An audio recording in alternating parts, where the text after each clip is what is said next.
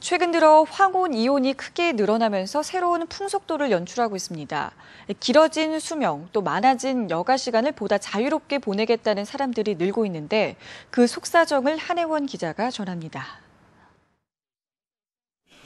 황혼 이혼 비율은 이미 지난 2012년 신혼 이혼 비율을 앞질렀습니다.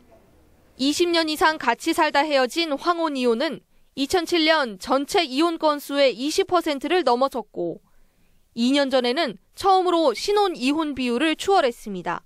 지난해에도 11만 5천 쌍이 갈라섰는데 이 가운데 3만 2천 쌍이 황혼 이혼으로 신혼 이혼보다 5천 쌍 많았습니다. 황혼 이혼을 결정한 부부 대다수가 성격 차이를 사유로 꼽습니다.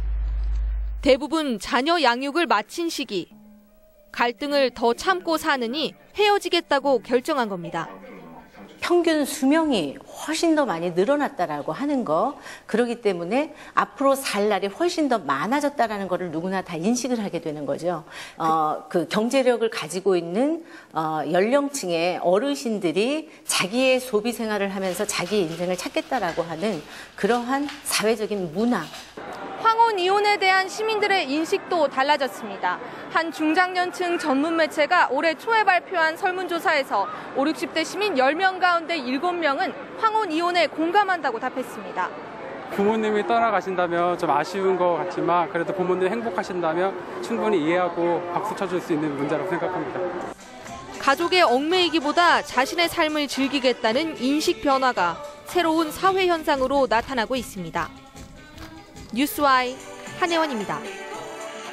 네, 최근 이렇게 늘어난 황혼 이혼만큼이나 황혼 재혼 사례도 많습니다. 어느 정도 자산이 모인 뒤에 하는 결혼인데 그래서 재산권 다툼을 피하려는 혼전 계약에 대한 관심도 커졌습니다. 성승환 기자입니다. 지난 2006년 결혼한 뒤 6년 만에 갈라선 헐리우드 배우 톰 크루즈와 케이티 홈즈. 두 사람은 결혼 전 이혼에 대비해 혼전 계약을 맺었습니다. 각자 수입은 직접 관리하고 결혼 후 톰 크루즈가 케이티 홈즈에게 매년 300만 달러를 지급하며 이혼하면 케이티 홈즈가 톰 크루즈의 캘리포니아 호화저택만 받는다는 내용입니다. 이혼할 때 재산 문제로 갈등을 빚거나 재산을 송두리째 빼앗기지 않기 위한 일종의 안전장치입니다. 우리나라에서도 혼전 계약은 가능합니다. 민법에 규정된 부부 재산의 약정 조항에 따르면 부부가 혼인신고를 하기 전에 결혼 후의 재산 관리 방법을 미리 정해 등기할 수 있습니다. 등기 건수는 증가 추세를 보이고 있습니다. 지난해에는 29건이 접수됐고 올해 상반기까지 16쌍이 계약을 등기했습니다.